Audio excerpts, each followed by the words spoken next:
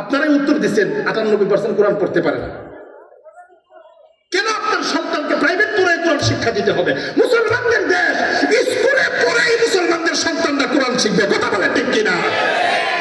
বাধ্যতামূলক স্কুলে কোরআনে কারীমের তালিম দিতে হবে, বাধ্যতামূলক স্কুলে কোরআনে কারীমের শিক্ষা দিতে হবে।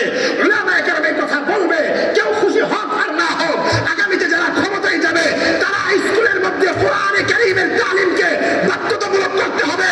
অন্যথায় পিছনে যারা এই দেশ থেকে কোরআনের শিক্ষাকে পরিবর্তন করার পায়তারা করেছে তাদের যে পরিণতি হয়েছে, আগামীতেও যদি এই দেশে কোরআনে কারীমের তালিম যদি প্রাইমারিতে চালু না করা হয় তাদের পরিণতিও পিছনের সেই স্বৈরাচারদের মতো হবে। কথা বলেন ঠিক কিনা? আলহামদুলিল্লাহি ওয়া কাফা ওয়া সালামুন আলা ইবাদিহিল্লাযীনা ইসতাফা وسلام على النبي المصطفى المبعوث إلى الأسود والأحمر لتتميم مكارم الأخلاق. لا يخلق نبي ولا رسول بعده ولا أمة بعد أمته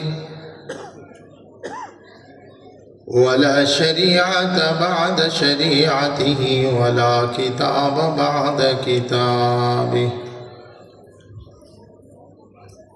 صلى الله تعالى عليه وعلى آله وأصحابه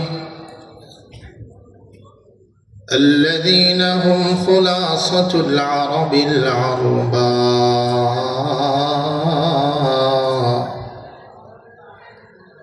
وخير الخلائق بعد الأنبياء،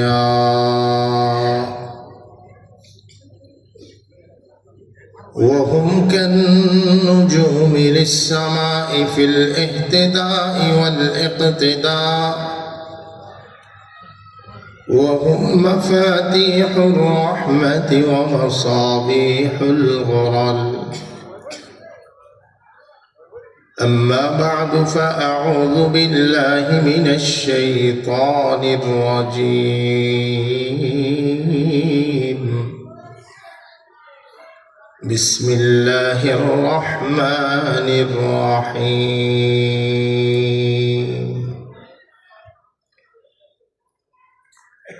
إن الذين آمنوا وعملوا الصالحات سيجعل لهم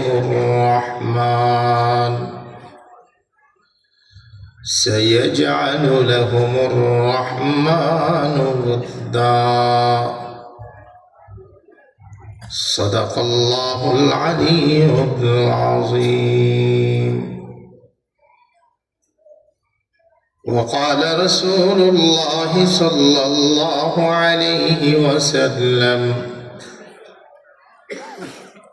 أنت مع من أحببت، أو كما قال عليه الصلاة والسلام. اللهم صل على محمد وعلى آل محمد كما صليت على إبراهيم وعلى آل إبراهيم إنك حميد مجيد. اللهم بارك على محمد وعلى آل محمد كما باركت على إبراهيم وعلى آل إبراهيم إنك حميد مجيد. ये माल व दौलत दुनिया, ये रिश्ता व पीवन, ये माल व दौलत दुनिया, ये रिश्ता व पीवन, बुताने वहम व गुमा ला इलाहा इल्लल्लाह, ला इलाहा इल्लल्लाह, لا إله إلا الله لا إله إلا الله لا إله إلا الله لا إله إلا الله محمد رسول الله الحمد لله আজকে 22 নভেম্বর 2025 শামসুল উলুম রহমানিয়া মাদ্রাসা ও নোয়াপাড়া তেঁতুলতলা জামে মসজিদ এর উদ্যোগে 40তম ওয়াজ মাহফিলের সম্মানিত সভাপতি, উপস্থিত ওয়াজিবুল এহতারাম উলামায়ে কেরাম, সম্মুখপানে বসা দিন প্রিয়, ইসলাম প্রিয়, কোরআন প্রিয় তৌহিদি জনতা, পর্দার অন্তরালে আমার মা ও বোনেরা, আল্লাহ তাআলা দাওয়াত ও তাবলীগের নিসবতে, কোরআনের নিসবতে উম্মতের উলামায়ে কেরামের জবান থেকে দ্বীনি কিছু আলোচনা শোনার ব্যবস্থা করে দিয়েছেন। রব্বুল আলামিনের কালিমাতুশ শুকর আদায় করে সকলে বলি আলহামদুলিল্লাহ। সম্মানিত উপস্থিতি, আমি আপনাদের সামনে কোরআনে কারীমের সূরাত মারইয়ামের গালিবান 96 নম্বর আয়াত তেলাওয়াত করছি। আল্লাহর রাসূল সাল্লাল্লাহু আলাইহি ওয়াসাল্লামের অগণিত অমীয় হাদিস থেকে বুখারী শরীফের একখানা হাদিস আপনাদের সামনে পেশ করছি। আমি আমার আলোচ্য বিষয়টা এক কথায় আপনাদেরকে বুঝাই দিচ্ছি, সেটা হলো আল্লাহ তাআলা কাদের জন্য ভালোবাসা সৃষ্টি করে দেন? আমার সাথে বলেন, আল্লাহ তাআলা কাদের জন্য ভালোবাসা সৃষ্টি করে দেন? প্রশ্ন। কোরআনে কারীমের সূরাত মারইয়ামের এই আয়াত এই প্রশ্নের উত্তর দিচ্ছে। যারাই ঈমানের মালিক হবে, বিশুদ্ধ ঈমান এবং আমল বানাবে, আল্লাহ বলেন আমি তাদের জন্য ভালোবাসা সৃষ্টি করে দেই। সুবহানাল্লাহ। এটা আল্লাহ পাকের ওয়াদা। এখানে একটু কথা বুঝবো। এই যে মাদারিসে কওমিয়া, অনেকেই চিন্তা করে এই মাদ্রাসাগুলো কিভাবে চলে, কিভাবে চলে, এইগুলো এত বড় ভবন কিভাবে হয়ে যায়, এত জায়গা কোত্থেকে আসে? বিশেষ করে এই দেশের যারা নাস্তিক, মুরতাদ, বেঈমান, যারা ইসলামের নাম শুনলে তাদের শরীরে চুলকানি উঠে যায়, এমন আছে না নাই বলেন? দ্বীনের নাম শুনলে, মাদ্রাসা দেখলে, মসজিদ দেখলে, মাদ্রাসার ছাত্রদেরকে দেখলে তাদের ভালো লাগে না, অনেক পেরেশান হয়ে যায় যে মাদ্রাসাগুলো কিভাবে চলে। সরকারি কোনো অনুদান নেই, দেওবন্দি মাদ্রাসা, সরকারি কোনো অনুদান, সরকারের কাছে অনুদান চাও না,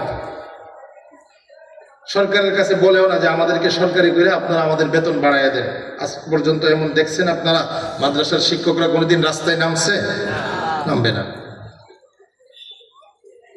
এই সমস্ত মাদ্রাসা কিভাবে চলে? ওই সমস্ত নাস্তিক যারা এই সমস্ত চিন্তা ভাবনা লালন করে যে মাদারিসে কওমিয়া কিভাবে চলে, মাদ্রাসার 450 ছাত্র, 500 ছাত্র, 1000 ছাত্র, বাংলাদেশের এমনও মাদ্রাসা আছে এক এক বেলায়, এক এক সময়ে, এক এক মাদ্রাসাতে 10,000 15,000 ছাত্রদের খাবারের ব্যবস্থা হচ্ছে।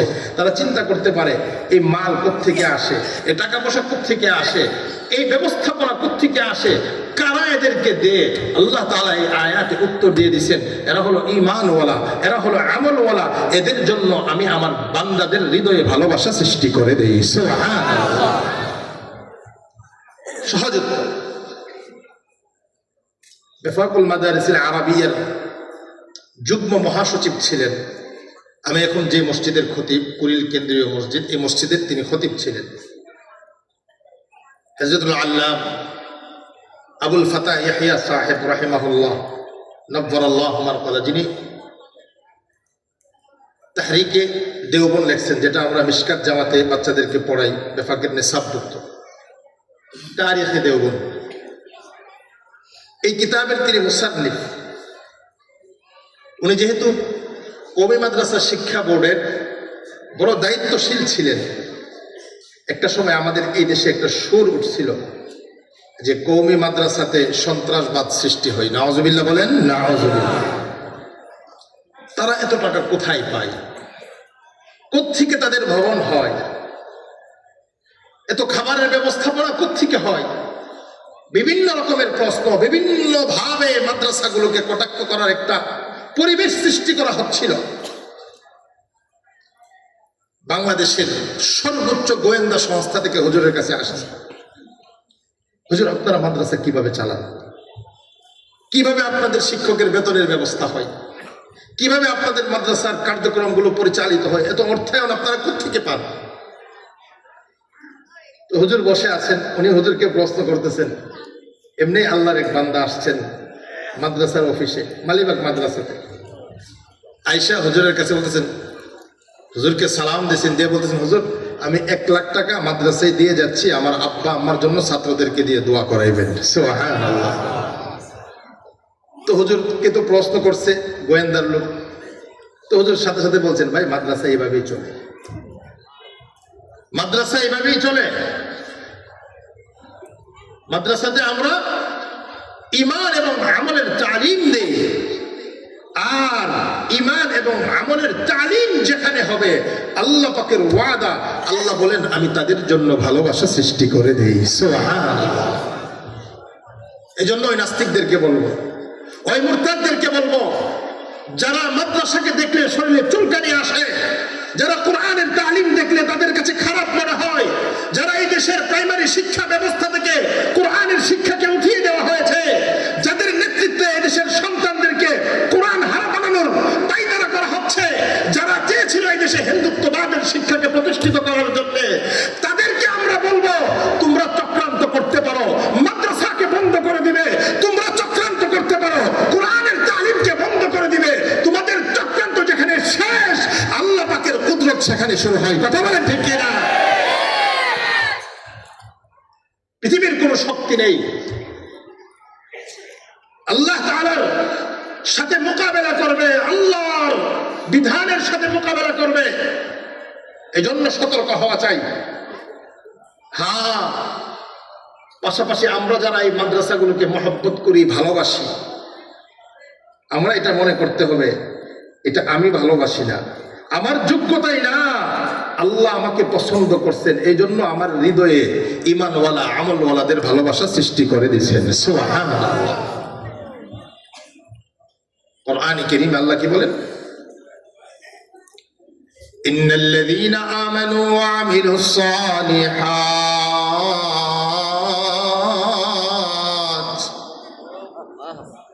সায়াজআলু লাকুমুর রাহমানু উদ্দা। রব্বুল আলামিন ইরশাদ করেন, নিশ্চয় যারা ঈমানওয়ালা ঈমান আনছে, ওয়া আমিলুস সালিহাত নেক আমল বানাইছে, আমার সাথে বলেন যারা ঈমানওয়ালা, বলেন যারা ঈমানওয়ালা এবং আমলে সালিহাত ওয়ালা, আল্লাহ বলেন সায়াজআলু লাহুমুর রাহমানু উদ্দা, রহমান তাদের জন্য ভালোবাসা সৃষ্টি করে দেন। সুবহানাল্লাহ। এবার আমি আপনাদেরকে প্রশ্ন করব, মাদ্রাসায় ঈমানের তালিম হয় কি হয় না? বলেন, আর জোরে বলেন, হয় কি হয় না? আমাদের নুরানির ছেলেরা, প্লেয়ার বাচ্চারা সকালে এসেই তাদের যে প্রথম ক্লাস, সেই ক্লাসে তারা দাঁড়িয়ে বলে কালিমে তয়্যিবা লা ইলাহা ইল্লাল্লাহ। তারা প্রথম তাদের সবকই শুরু হয় এই ক্লাস দিয়ে, কালিমা শিক্ষা দিয়ে, ঈমান শিক্ষা দিয়ে।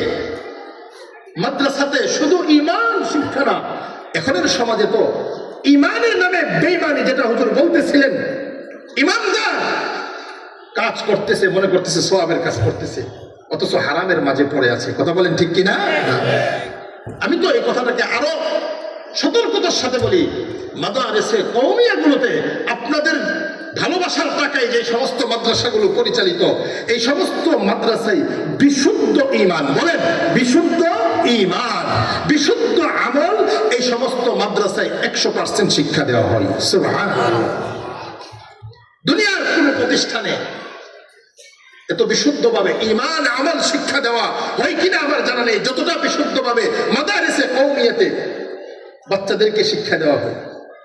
দুনিয়ার কোন প্রতিষ্ঠানে শিক্ষকরা এত সময় ছাত্রদের পিছনে ব্যয় করে না যত সময় মাদ্রাসার মধ্যে শিক্ষকরা ছাত্রদের পিছনে ব্যয় করে। কথা বলেন ঠিক কিনা? যারা জেনারেল শিক্ষিত আছেন আপনারাও জানেন, স্কুলে আপনারা কত ঘন্টা ডিউটি করেন, চাকরি যারা করেন আপনারাও জানেন আপনারা কতটুকু সময় ডিউটি করেন। আর মাদ্রাসাতে হাফেজ সাহেব হুজুর, প্রাইমারির হুজুর, মোহতামিম সাহেব রাত্রে 10টার সময় আসছেন, অফিসে বসে আছেন। নুরানির বাচ্চারা, ছোট বাচ্চাদেরকে যে সমস্ত আসাতেজে কেরাম তাদেরকে পাঠ দান করেন ওই শিক্ষকরা। ছেলেরা কিভাবে ঘুমাচ্ছে, ঘুমটাও সুন্নত তরিকায় শেখাচ্ছে, কিভাবে খাবে সেটাও সুন্নত তরিকায় খাওয়ানো শেখাচ্ছে, তাদের খাবারের প্লেটটা কিভাবে পরিষ্কার করবে সেটাও শেখাচ্ছে, তারা ইস্তিনজা কিভাবে করবে সেটাও শেখাচ্ছেন, প্র্যাকটিক্যালি শেখাচ্ছেন। তারা কিভাবে ঘুম থেকে উঠবে, কিভাবে ওযু করবে, কিভাবে গোসল করবে, কিভাবে তাদের কাপড়গুলো ধৌত করবে, পরিপূর্ণ কাজগুলো নিজের নিয়ম অনুযায়ী না, সুন্নত অনুযায়ী 24 ঘন্টা ব্যাপী শিক্ষকরা এই বাচ্চাদেরকে বিশুদ্ধ ঈমান এবং আমল শিক্ষা দেন। সুবহানাল্লাহ। এই ব্যাপারে আপনারা একমত কি একমত না বলেন? আয়েশা যখন সারা দুনিয়ার সকলে ঘুমিয়ে থাকেন তখন আয়েশা দেখবেন প্রচন্ড শীতের সকালেও ছেলেরা কোরআন নিয়ে বসে গেছে, ছোট্ট বাচ্চা কোরআন নিয়ে বসে গেছে। এই জন্য আমি আপনাদেরকে প্রশ্ন করতেছিলাম, বলেন ঈমান এবং আমল কোথায় শিক্ষা দেওয়া হয়? বলেন মাদ্রাসায় বিশুদ্ধ ঈমান এবং আমল শিক্ষা দেওয়া। আর আল্লাহ পাকের ওয়াদা ঈমান এবং আমল, যারা ঈমানওয়ালা আমলওয়ালা, আল্লাহ বলেন আমি তাদের জন্য ভালোবাসা সৃষ্টি করে দেই। এবার প্রশ্ন হতে পারে, হুজুর ভালোবাসা কোথায় থেকে কোথায়, কতটুকু পর্যন্ত, শুধু জমিনে নাকি আসমানে, কোথায় থেকে কোথায় তাদের ভালোবাসা? আল্লাহু আকবার। যদি এই ব্যাপারে আলোচনা হয়, লম্বা আলোচনা হবে। ঈমানওয়ালা এবং আমলওয়ালাদের ভালোবাসা আল্লাহ আসমানে সৃষ্টি করে দেন, ফেরেশতাদের মাঝে সৃষ্টি করে দেন, জমিনের নেককারদের হৃদয়ে আল্লাহ ঈমানওয়ালা আমলওয়ালাদের ভালোবাসা সৃষ্টি করে দেন। সুবহানাল্লাহ।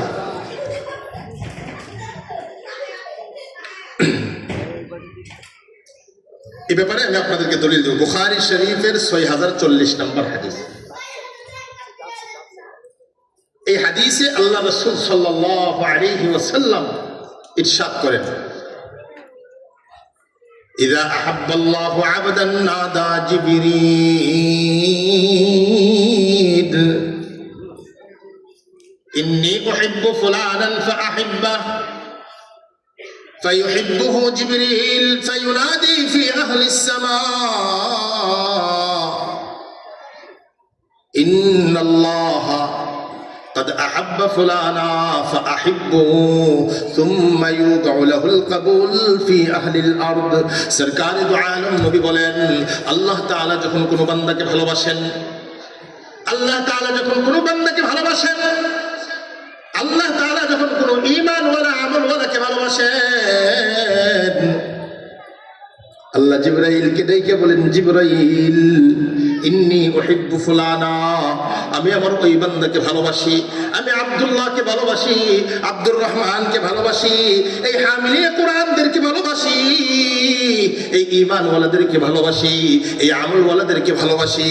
জিবরাইল আমি আমার ওই বান্দাকে ভালোবাসি, তুমিও তাকে ভালোবাসো। সুবহানাল্লাহ। এবার প্রশ্ন হইতে পারে, হুজুর আল্লাহর ভালোবাসাই তো যথেষ্ট, জিবরাইলের ভালোবাসার দরকার কি? আল্লাহু আকবার বলেন। আল্লাহর ভালোবাসাই তো যথেষ্ট। মোল্লা আলী কারি এখানে প্রশ্নের উত্তর দেন। জিবরাইল সহ আসমানের ফেরেশতারা ওই বান্দাকে ভালোবাসে, তাদের ভালোবাসা এই বান্দার কোনো প্রয়োজন নেই, তবে তারা এই বান্দাকে সম্মানার্থে ভালোবাসে। সুবহানাল্লাহ। সরকারে দু আলম নবী বলেন, এবার জিবরাইল আসমানে ঘোষণা করেন, ফায়ুনাদি ফি আহলিস সামা, হে আসমানের অধিবাসীরা, আসমানে কারা আছেন? আসমানে ফেরেশতারা আছেন। প্রশ্ন হতে পারে, হুজুর আসমানে কতজন ফেরেশতা আছেন?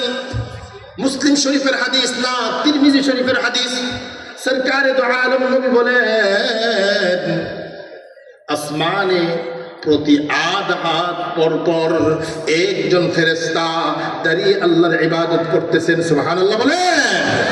একজন ফেরেশতা রুকু অবস্থায় আল্লাহর পবিত্রতা বর্ণনা করতেছেন, একজন ফেরেশতা সিজদা অবস্থায় আল্লাহর পবিত্রতা বর্ণনা করতেছেন। প্রশ্ন করতে পারেন, হুজুর কতদিন তারা আল্লাহর পবিত্রতা বর্ণনা করবেন? কতদিন তারা আল্লাহ তাআলার পবিত্রতা বর্ণনা করবেন? তারা যে আল্লাহ তাআলার পবিত্রতা বর্ণনা করে তারা কি ক্লান্ত হন না? তাদের কি কোনো ক্ষুধা লাগে না? কোরআনে কারীমে আল্লাহ বলেন, ইউসাব্বিহুনাল লাইলা ওয়ান নাহারা লা ইয়াফতুরুন। ফেরেশতারা রাত্র দিনে 24 ঘন্টা আল্লাহর পবিত্রতা বর্ণনা করেন, তারা কোনো ক্লান্ত হন না। সুবহানাল্লাহ। তাদের কি খাবারের প্রয়োজন নেই? তাদের খাবারের কোনো প্রয়োজন নেই। এই তাসবিহাতের মাধ্যমেই তাদের খাবারের প্রয়োজন মিটে যায়। সুবহানাল্লাহ। আল্লাহ রাসূল সাল্লাল্লাহু আলাইহি ওয়াসাল্লাম ইরশাদ করেন, আল্লাহ যখন কোনো বান্দাকে ভালোবাসেন, জিবরাইলকে ডাইকা বলেন, জিবরাইল আমি এই বান্দাকে ভালোবাসি, তুমিও তাকে ভালোবাসো। এবারে জিবরাইল আসমানে ঘোষণা করে, আসমানের সকল ফেরেশতাদেরকে ঘোষণা করে। জিবরাইলকে আল্লাহর রাসূল ডাক দিবেন, মিকাইলকে ডাক দেন নাই, আজরাইলকে ডাক দেন নাই, ইসরাফিলকে ডাক দেন নাই। মোল্লা আলী কারি বলেন, জিবরাইলকে ডাক দেওয়ার মাধ্যমে জিবরাইল যে শ্রেষ্ঠ এটা প্রমাণিত হয়ে গেছে। সুবহানাল্লাহ। জিবরাইল সকল ফেরেশতাদের মধ্যে শ্রেষ্ঠ ফেরেশতা। বলেন, জিবরাইল কি সকল ফেরেশতাদের মধ্যে শ্রেষ্ঠ ফেরেশতা? আমি হাদিসটা একটু বিস্তারিত আপনাদেরকে বোঝাবো, শুধু অর্থ বলবো না। উলামায়ে কেরামের মজলিস, তাদের সামনে মুযাকারাতান একটু বিস্তারিত বলবো। জিবরাইল উনি সকল নবীদের কাছে বার্তা নিয়ে আসছেন। দুইটা কারণ, একটা হলো তিনি শ্রেষ্ঠ মুয়াজ্জিনুল মালাইকা, আসমানে যে কোনো ঘোষণা আসে এটা জিবরাইল ঘোষণা করে। সুবহানাল্লাহ। এখানে আরো দুইটা বিষয় আমরা বুঝব। আল্লাহ বলেন আমি ভালোবাসি, জিবরাইল আমি ভালোবাসি, তোমরাও ভালোবাসো। আল্লাহ বান্দাকে ভালোবাসেন, ফেরেশতারাও বান্দাকে ভালোবাসেন। আল্লাহ বান্দাকে ভালোবাসেন এর অর্থ কি? ফেরেশতারা আল্লাহর বান্দাকে ভালোবাসেন এর অর্থ কি? এটা জানা দরকার আছে কি নাই? বলেন, আছে। সরকারে দো আলম নবী বলেন, আল্লাহ যখন কোনো বান্দাকে ভালোবাসেন, জিবরাইলকে ডেকে বলেন আল্লাহর ভালোবাসার অর্থ কি? মোল্লা আলী কারি আলাইহির রাহমাহ নিজে অনেকগুলো ব্যাখ্যা বলছেন, ইমাম নববী আলাইহির রাহমাহ থেকে অনেকগুলো ব্যাখ্যা তিনি নকল করছেন। হুব্বুল্লাহিল আবদ, আল্লাহ তাআলা কোন বান্দাকে ভালোবাসেন মানে তার অর্থ হলো হিদায়াতুহু। আল্লাহ কোন বান্দাকে ভালোবাসেন মানে আল্লাহ তাকে হেদায়েতের পথ দেন। আল্লাহ কোন বান্দাকে ভালোবাসেন মানে ইনআমুহু আলাইহি, আল্লাহ ওই বান্দাকে পুরস্কৃত করেন। আল্লাহ কোন বান্দাকে ভালোবাসেন মানে ইকরামুহু লাহু, আল্লাহ ওই বান্দাকে সম্মান দান করেন। আল্লাহ কোন বান্দাকে ভালোবাসেন মানে ইহসানুহু লা, আল্লাহ ওই বান্দাকে অনুগ্রহ করেন। সুবহানাল্লাহ বলেন, সুবহানাল্লাহ। তাহলে আমরা এটা মনে করতে পারি, যারা ঈমান ওয়ালা আমল ওয়ালা তাদেরকে আল্লাহ, তাদের জন্য আল্লাহ ভালোবাসা সৃষ্টি করে দেন, মানে আল্লাহ তাদেরকে ভালোবাসেন। আল্লাহ তাদেরকে ভালোবাসেন, আল্লাহ ভালোবাসেন মানে আল্লাহ তাদেরকে হেদায়েতের পথে উঠাইয়া দিবেন। আল্লাহু আকবার। আল্লাহ কোন বান্দাকে ভালোবাসেন মানে আল্লাহ তাকে পুরস্কৃত করছেন, তাকে দুনিয়াতে ঈমানের মতো দৌলত দান করছেন, আমলে সালেহাতের মতো পুরস্কার দান করছেন, আর আখিরাতে তার পুরস্কার হলো চিরস্থায়ী জান্নাত। সুবহানাল্লাহ। সম্মানিত উপস্থিতি, ফেরেশতারা ভালোবাসেন, ফেরেশতারা আমাদেরকে ভালোবাসে এর অর্থ কি? ফেরেশতারা আমাদেরকে ভালোবাসে এর অর্থ হলো ফেরেশতারা আমাদের জন্য আল্লাহ তাআলার কাছে মাগফিরাতের দোয়া করেন। সুবহানাল্লাহ। মাগফিরাতের দোয়া করেন, আল্লাহ আপনি এই বান্দাকে মাফ করেন। বুখারী শরীফে এক হাদিস আছে, এখানে গুরুত্বপূর্ণ একটা ফজিলতপূর্ণ আলোচনা করব। এর আগে আপনারা ওয়াদা করবেন, পারবেন ইনশাল্লাহ আমল করতে? ইনশাআল্লাহ। কোন ব্যক্তি পবিত্রতার সাথে মসজিদে আগমন করছে, নামাজের সময় এখনো বাকি আছে, আল্লাহ রাসূল বলেন সে নামাজের অপেক্ষায়, সে দুনিয়াবি কোনো কাজে ব্যস্ত হয় নাই, পবিত্রতার সাথে মসজিদে বসে আছে। এই বান্দা যতক্ষণ বসা থাকবে নামাজের অপেক্ষায়, ততক্ষণ তার আমল নামায় নামাজের সওয়াব দেওয়া হবে। সুবহানাল্লাহ। আয়সা গল্প গুজব করলে না, মসজিদে আসছে, আয়সা আজকে বাজারে কি পাইছি এটা আলোচনা করতেছি, গোল হালকা করে বসে বিভিন্ন রকমের কথাবার্তা, দুনিয়াবি আলোচনা না ভাই, এটা না করা ছিল। এ ব্যাপারে অনেক ধমক আসছে, এক হাদিসে আসছে তারা তাদের ইবাদত আল্লাহ তাআলার দরকার নেই। যারা মসজিদে এসে হারাম কথা নিয়ে, অহেতুক কথা নিয়ে, লাভ নিয়ে ব্যস্ত হয়ে যান, এই যে হাদিস বুখারী শরীফের, যে তাদের আমল নামায় নামাজের সওয়াব লেখা হয় নামাজের অপেক্ষারত অবস্থায়, এই হাদিসের মধ্যে আসছে ফেরেশতারা এই আল্লাহর বান্দার জন্য দোয়া করেন। সুবহানাল্লাহ। কি দোয়া করেন? আল্লাহুম্মা গফির লাহু ওয়ারহাম, আল্লাহ আপনি আপনার এই বান্দাকে মাফ করেন, তার প্রতি দয়া করেন। সুবহানাল্লাহ।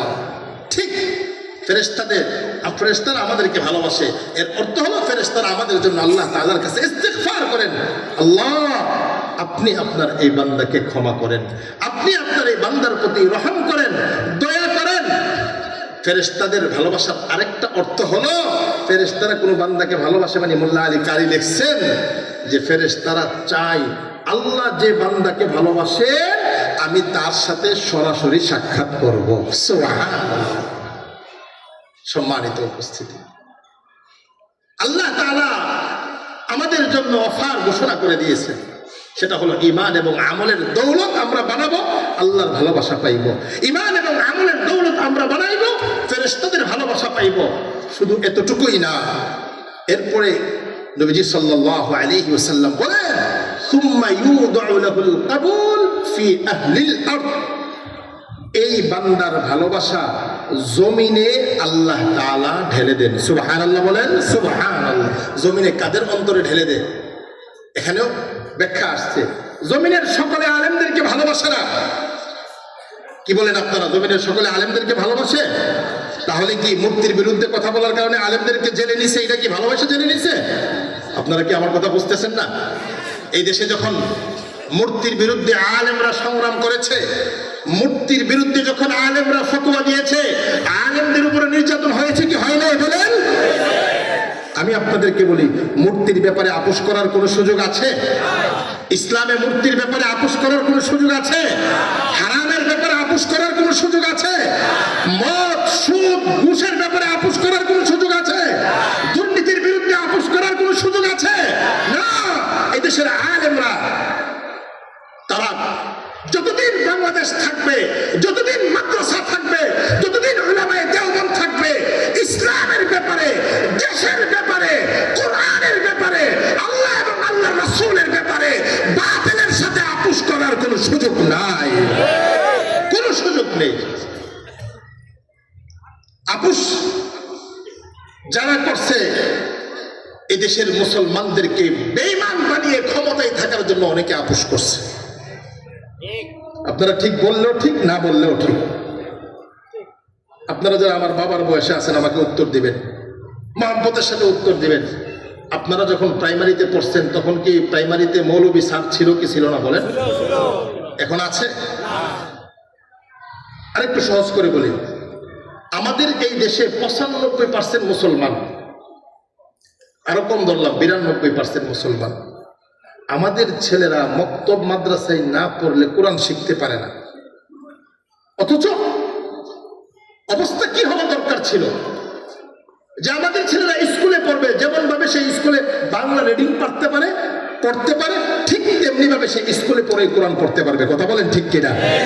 মুসলমানদের দেশের শিক্ষা সিলেবাসের অবস্থা তো এমনটা হওয়া উচিত ছিল, কিন্তু যাও কিছু ইসলামের নামে কিছু বই ছিল, এগুলোকে পরিবর্তন করে এই দেশের মুসলমানদের বাচ্চাদেরকে হিন্দুত্ববাদ শিক্ষা দেওয়ার জন্য, হিন্দুত্ববাদের কৃষ্টি কালচার শিক্ষা দেওয়ার জন্য, পশ্চিমা নাস্তিকদের কৃষ্টি কালচার শিক্ষা দেওয়ার জন্য এই দেশের প্রাইমারি থেকে ইসলাম শিক্ষাকে শুধু তুলে দেয় নাই, ইসলাম শিক্ষার যে সমস্ত টিচার ছিল তাদের নিয়োগ পর্যন্ত বন্ধ করে দিয়েছে। সতর্ক করে বলি, বাংলার মুসলমান ও আমার বাবা, আপনি যদি আপনার সন্তানের কাছে নিরাপদ থাকতে চান, ও আমার মা, আপনি যদি আপনার সন্তানের কাছে নিরাপদ থাকতে চান, আপনি যদি তাদের কাছে ইজ্জত আর সম্মান চান, অবশ্যই আপনার সন্তানের দিলে কোরআনের ইলম লাগবে, হাদিসের ইলম লাগবে, মুহাম্মদুর রাসূলুল্লাহর আখলাক লাগবে। মুহাম্মদুর রাসূলুল্লাহর সিরাত ছাড়া জীবনে আপনি আপনার সন্তানের কাছে নিরাপদ হতে পারবেন না, জীবনেও পারবেন। নৈতিক শিক্ষা, মুহাম্মদুর রাসূলুল্লাহর আদর্শের চাইতে দুনিয়াতে কোনো বড় আদর্শ আছে? কিন্তু আমাদের অবস্থা কি? আপনারা সারা এলাকাতে মাদ্রাসাতে যারা পড়ে, আলহামদুলিল্লাহ তো পড়ে, ও ভাই আমার আপনার নবীর প্রথম কাজ কি ছিল? কোরআন কি বলে? নবীর প্রথম কাজ কি? নবীর প্রথম কাজই তো কোরআনে কারীমের তেলাওয়াত। মোতায়েব সাহেব হুজুর বলতেছিলেন দুঃখের সাথে, আপনারাই উত্তর দিচ্ছেন 98% কোরআন পড়তে পারে না। কেন আপনার সন্তানকে প্রাইভেট পড়ায় কোরআন শিক্ষা দিতে হবে? মুসলমানদের দেশ, স্কুলে পড়াই মুসলমানদের সন্তানরা কোরআন শিখবে, কথা বলে ঠিক কিনা? বাধ্যতামূলক স্কুলে কোরআনে কারীমের তালিম দিতে হবে, বাধ্যতামূলক স্কুলে কোরআনে কারীমের শিক্ষা দিতে হবে। উলামায়ে কেরাম এই কথা বলবে, কেউ খুশি হোক আর না হোক, আগামীতে যারা ক্ষমতায় যাবে তারা স্কুলের মধ্যে কোরআনে কারীমের তালিমকে বাধ্যতামূলক করতে হবে। অন্যথায় পিছনে যারা এই দেশ থেকে কোরআনের শিক্ষাকে পরিবর্তন করার পায়তারা করেছে, তাদের যে পরিণতি হয়েছে, আগামীতেও যদি এই দেশে কোরআনে কারীমের তালিম যদি প্রাইমারিতে চালু না করা হয়, তাদের পরিণতিও পিছনের সেই স্বৈরাচারদের মতো হবে, কথা বলেন ঠিক কিনা?